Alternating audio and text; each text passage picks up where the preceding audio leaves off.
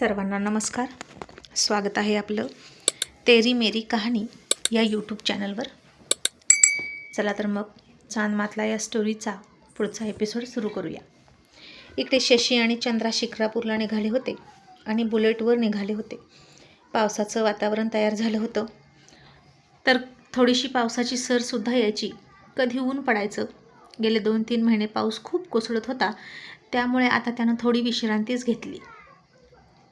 आणि ड्रेस घातलेली चंद्रा एका बाजूला पाय सोडून बसली होती आणि तिची कंबर दुखायला लागली.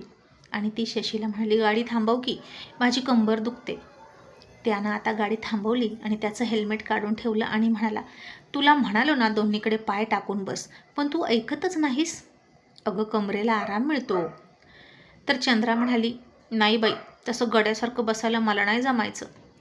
आणि शशी म्हणाला, चंद्रा अगं मुली बसतात हल्ली अशा, म्हणून तर तुला ड्रेस घाल म्हणालो. अजून आपल्याला खूप दूर जायचं आहे, बस बरं दोन्हीकडे पाय सोडून.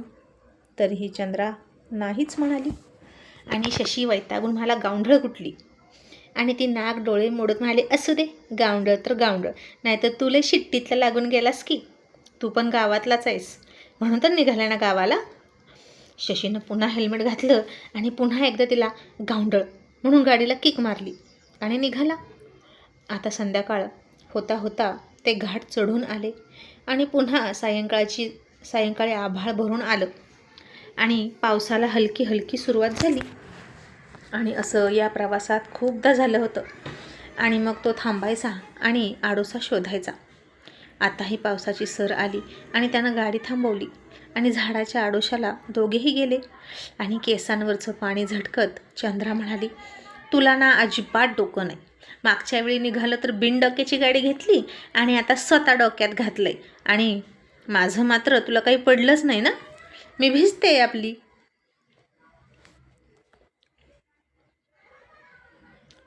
मला का भिजवतोस? कशा पाय असा करतो कुणास ठाऊक. आणि शशी हसला आणि म्हणाला, मला डोकं नाही का? बरं, असं समज की अक्कल वाटत होता ना देव, तेव्हा मी तुलाच शोधत होतो. आणि चंद्रा म्हणाली, का? मला का? शशी म्हणाला, अगं देव अक्कल वाटत होता आणि तू कुठेतरी फिरायला गेली होती आणि मग तू बिन अक्लीची राशील, म्हणून मी तुला पण अक्कल मिळावी म्हणून तुला शोधायला गेलो. आणि जेव्हा तुला घेऊन परत आलो तेव्हा देवाकडे थोडीशीच अक्कल शिल्लक होती. आणि मग देव म्हणाला, आता मी काय करू? ही कोणाला देऊ तुम्हा दोघांपैकी? आणि मग मीच म्हणालो, माझं मन मोठं करून म्हणालो की देवा, जी काही थोडीशी अक्कल आहे ना ती हिला द्या. मला नाही दिली तरी चालेल, कारण मी माझी अक्कल कमावू शकतो. पण तुला तर तेवढं पण येणार नाही ना, कारण तुला अक्कल कमावण्याची सुद्धा अक्कल नाही.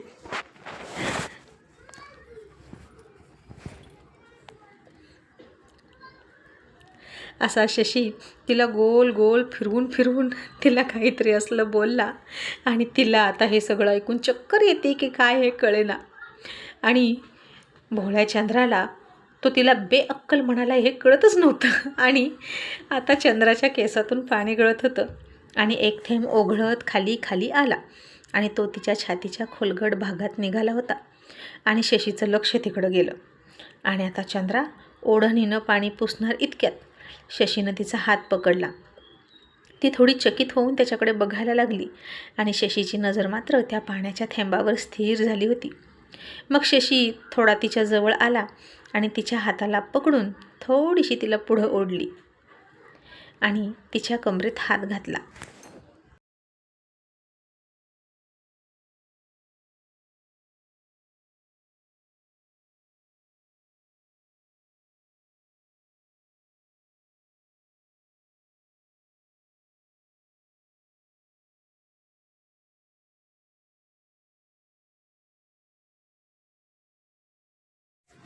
तशी त्याचा स्पर्श होऊन चंद्रा बावरली आणि गोंधळून त्याच्याकडे बघायला लागली.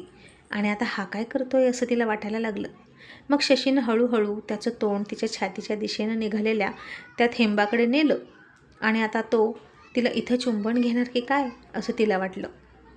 आणि तिची छाती खूप धडधड करत होती त्या कल्पनेनं सुद्धा. आणि ती सतत खूप जास्त गतीनं खालीवर व्हायला लागली. तसा तो पाण्याचा थेंबसुद्धा हलत होता आणि शशी खूप जवळ गेला तिच्या छातीच्या आणि तिला वाटलं आता तो नक्कीच इथं चुंबन घेणार. म्हणून तिला आधीच लज्जा वाटून डोळे बंद केले तिनं आणि तो काय करतोय याची वाट बघत बसली. आणि शशी मात्र जोरजोरात धडधड करणारी तिची छाती एकटक बघत होता आणि त्याला बरंच काही करण्याचा मोह झाला होता. तिला चुंबन करावं असंही त्याला वाटलं, पण नाही. आताच तो हे सगळं काही करणारच नव्हता, कारण तिच्यासमोर त्याला सगळं काही क्लिअर करायचं होतं. मग तिची रीतसर परवानगी घ्यायची होती आणि मगच हे सगळं करायचं होतं. त्या दोघांमध्ये त्याला कुठलाही गैरसमज ठेवायचा नव्हता. आणि मग त्यानं तिच्या छातीजवळचा तो थेंब बोटावर घेतला आणि ते बोट तोंडात घातलं आणि तो थेंब पिऊन टाकला. आणि चंद्राला काहीच कळलं नाही. ती अजूनही डोळे मिटून बसली होती आणि शशीनं तिथलंच थोडं झाडाच्या पानांवरचं पाणी घेतलं आणि तिच्या तोंडावर शिंपडलं आणि म्हणाला, काय झालं, उभ्या उभ्या झोपलीस का? तशी ती भानावर आली आणि इकडे तिकडे बघायला लागली. तर शशी तिच्यापासून थोडा दूर उभा होता आणि तिला अशी बावरलेली बघून शशी म्हणाला, काय झालं, काय शोधतेस? आणि चंद्रा आता थोडी हसून म्हणाली, काहीच नाही. मग पुन्हा दिवस मावळताना लख्ख सूर्यप्रकाश पडला आणि तळपणारं ऊन दोघांच्याही अंगावर आलं आणि ते दोघेही सुकून गेले.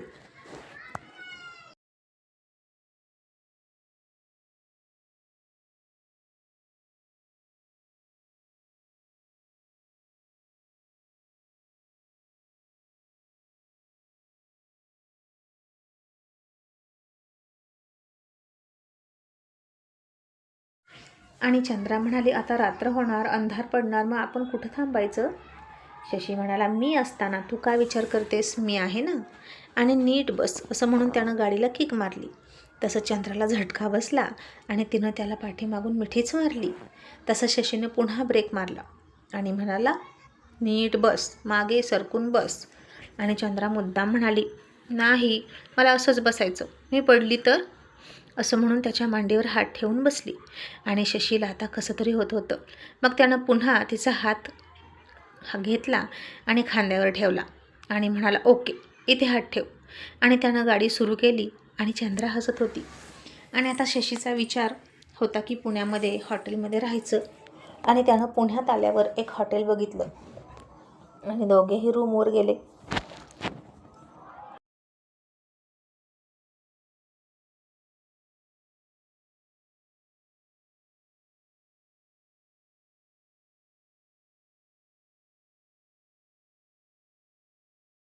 दोघांनीही जेवण केलं आणि झोपताना मात्र तो खाली झोपायला लागला. तशी चंद्रा म्हणाली, इथे वर झोप की, किती मोठा पलंग आहे. आणि शशी म्हणाला, नाही नको. असं म्हणून तो खाली झोपला. तशी चंद्रासुद्धा खाली आली आणि त्याच्यासोबत कार्पेटवर झोपली आणि म्हणाली, मग मी पण इथंच झोपणार. शशी म्हणाला, चंद्रा, काय बालिशपणा आहे, तू झोप ना वर, मी आहे इथं. चंद्रा म्हणाली, मी नाही, आता तू बालिशपणा करतो, बारक्या पोरासारखं हट्ट करतोस की तूच. झोप म्हटलं ना तर वर झोप, अशी हाताची घडी घालून झोप, म्हणजे तुझा हात माझ्याकडे येणार नाही, नाहीतर मी पण झोपणार नाही बरं. आणि काय र, जेव्हा तू त्या पोरीसोबत ते सगळं केलंस तेव्हा पलंग होता की खालीच झोपला होता तुम्ही दोघं? तसं शशीनं तिच्याकडं रागात बघितलं आणि म्हणाला, पलंगावर झोपायला मी काय तिच्यासोबत सुहागरात करायला गेलतो का? वेडपटासारखी काहीही बोलते आणि काहीही प्रश्न विचारते ही गावंढळ मुलगी. असं म्हणून तो खूप चिडला तिच्यावर आणि बेडवर जाऊन भिंतीच्या कडेला चिटकून भिंतीकडे तोंड करून झोपला. आणि चंद्रा बेडच्या या टोकाला हसत हसत अलीकडे झोपली. आणि पुन्हा शशीच्या डोक्यात आलं की ही वेडी मुलगी कूस बदलताना नक्कीच खाली पडेल. आणि तो तिला म्हणाला, चंद्रा, तू या बाजूला झोप, भिंतीच्या बाजूला झोप, नाहीतर पडशील, उठ. आणि चंद्रा हट्टीपणा करत म्हणाली, आता मी नाही उठणार, मला कंटाळा आला आहे, तू असाच इकडे ये, मग मी तिकडं सरकती. शशी म्हणाला, आळशी कुठली. मग तो उठला आणि तिच्या पायाच्या दिशेने अलीकडे आला. तशी चंद्रा झोपून पलीकडे सरकली. सरकता सरकता त्याच्या छातीला तिचा पाय लागला आणि तिला खूप वाईट वाटलं आणि ती पटकन उठली आणि त्याच्या पाया पडायला लागली. आणि शशी तिचा हात पकडून म्हणाला, अगं काय करतेस? ती म्हणाली, माझी लात लागली ना तुला, सारी. आणि शशी तिला हात जोडून म्हणाला, तू सॉरी नको म्हणू.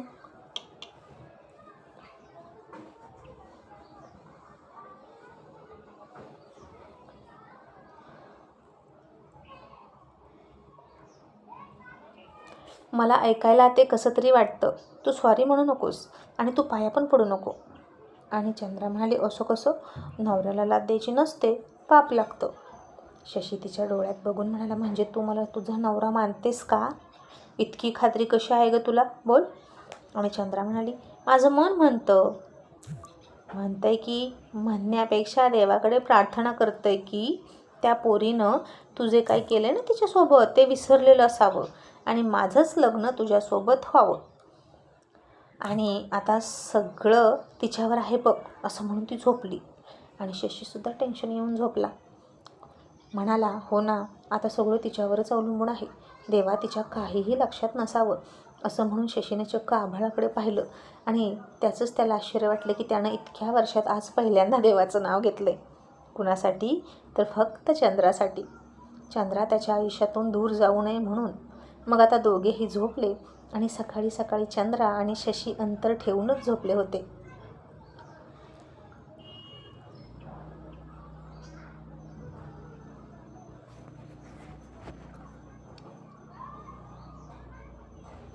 तशी चंद्रा त्याच्याकडे थोडी सरकली होती, पण शशी आणखीन अलीकडे सरकला होता. दोघांमधलं अंतर त्यानं होतं तेवढं मेंटेन केलं होतं. मग पुन्हा दुसऱ्या दिवशी त्यांचं आवरलं आणि हॉटेल सोडलं आणि बिल देताना मॅनेजरने फार घोळ घातला. 2 माणसांनी एक रात्रभर रूम वापरले आणि त्या मॅनेजरनं ढीगभर बिल लावलं. आणि काय काय रूम चार्जेस लावले जे चंद्रा आणि शशीनं वापरलं नाहीत ते. म्हणजे त्यानं दुसऱ्याच रूमचे चार्जेस या रूमला लावले. आणि शशी वैतागून म्हणाला, घे, हे आम्ही घेतलंच नव्हतं तर आम्ही याचं बिल का द्यायचं? आणि तुमचं नाव काय आहे हो? आणि मॅनेजर म्हणाले, सहस्त्रबुद्धे. आणि माझ्या लक्षात आलं बरं का, हे दुसऱ्या रूमचं बिल आहे, सॉरी. आणि शशी म्हणाला, अक्कल नाही काडीची आणि नाव सहस्त्रबुद्धे, उगीचच 20 मिनटं खाल्ले माझे, असं म्हणून तो चिडून तिथून निघाला. आणि चंद्रा हसली त्याच्या बोलण्याला. मग जसजसं पुणं सोडलं आणि ते पुढे आले तसं सृष्टीचं ते सुजल सुफल रूप बघितलं आणि शशीचं मन आनंदित व्हायला लागलं. दोन्ही बाजूला काहीशी वर आलेली पिकं डोलत होती. नदी नाल्यातून आणि ओढ्यातून पाणी खळखळ खळखळ वाहत होतं. भात शेतीतून सुद्धा पाणी वाहत होतं. सृष्टीने जणू नवा शालू पांघरला होता. काही रानफुलं फुलली होती आणि त्या रानफुलांवर उडणारी फुलपाखरंसुद्धा तितकीच होती. आणि वाऱ्यावर डोलतात ती फुलपाखरं की फुलांवर बसतात ती फुलपाखरं, नेमके उडणारी फुलपाखरं की डुलणारी फुलपाखरं, इतका संभ्रम निर्माण व्हावा इतकं साधर्म्य होतं ती फुलं आणि त्या फुलपाखरांमध्ये. आणि अशा रम्य वातावरणात त्याच्यासोबत चंद्रा होती आणि शशी प्रवास करत होता. आणि पुढे पुढे त्यांची गाडी निघाली. आताचा प्रवास त्यांचा उरकत होता. कसलाच पाऊस आला नव्हता आणि बहुतेक आता 3-4 दिवस पाऊस पडणारच नव्हता असं वातावरण झालं होतं. पण रस्त्यानं चिखल मात्र खूप झाला होता. आणि शशीची गाडी शिक्रापूरच्या दिशेनं धावायला लागली आणि त्याच वेळी समोरून पोलिसांची गाडी आली. आणि आता त्या गाडीचं चाक खड्ड्यात गेलं आणि तिथून सगळा चिखल शशीच्या अंगावर उडला आणि शशीला फार राग आला.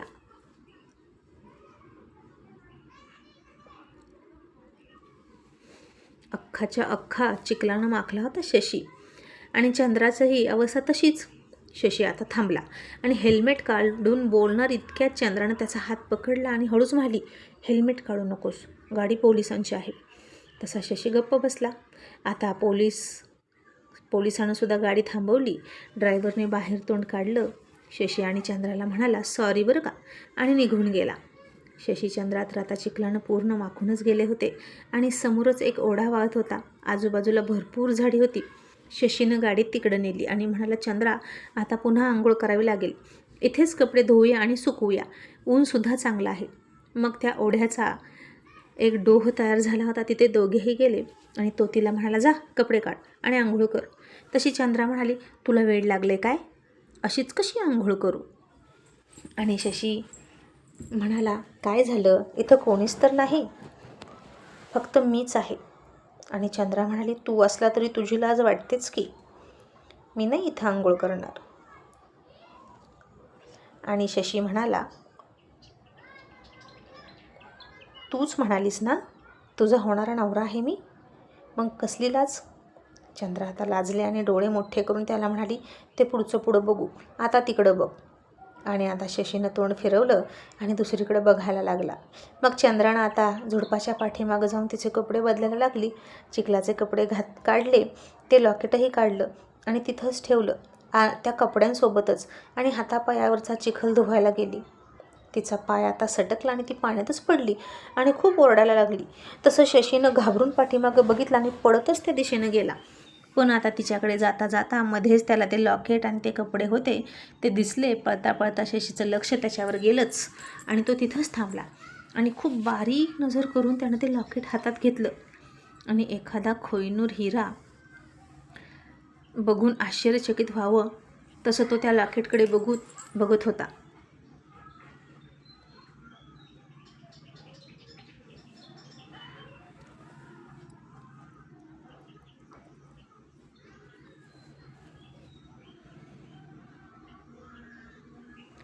आणि हे लॉकेट चंद्राकडे कसं असा तो विचार करायला लागला. आणि त्याच्यासारख्या हुशार मुलाला हे समजायला वेळ नाही लागला की तीच मुलगी आहे चंद्रा. हो, चंद्रा तीच मुलगी आहे आणि म्हणून तिला सगळं माहीत आहे त्या रात्री काय घडलं. अगदी जसंच्या तसं ती सांगत होती. आणि आगाऊ कुठली, माझी फिरकी घेते का, आता तुला दाखवतो गंमत, मला फसवतेस का, असं शशीसुद्धा म्हणाला. आणि त्यानं पुन्हा एकदा आभाळाकडे बघितलं आणि म्हणाला थँक गॉड. आणि तो स्वतःशीच हसला. आणि इतक्या वर्षातून काल नकळत देवाचं नाव घेतलं आणि लगेच तो प्रसन्नसुद्धा झाला आणि त्याला सगळं खरं खरं कळलं. त्याचं लॉकेटही भेटलं, चंद्रासुद्धा भेटली, म्हणून शशी खूप खुश होता आणि पुन्हा त्याचा देवावर विश्वास बसायला सुरुवात झाली. आणि इकडे चंद्रा मात्र वाचव, अरे वाचव की म्हणून पाण्यात हातपाय मारत होती. आणि शशी आता मस्तपैकी खडकावर पाय पसरून बसला आणि तिच्याकडे बघून हसत होता आणि 1, 2 असं म्हणून तिच्या गटांगळ्या मोजत होता.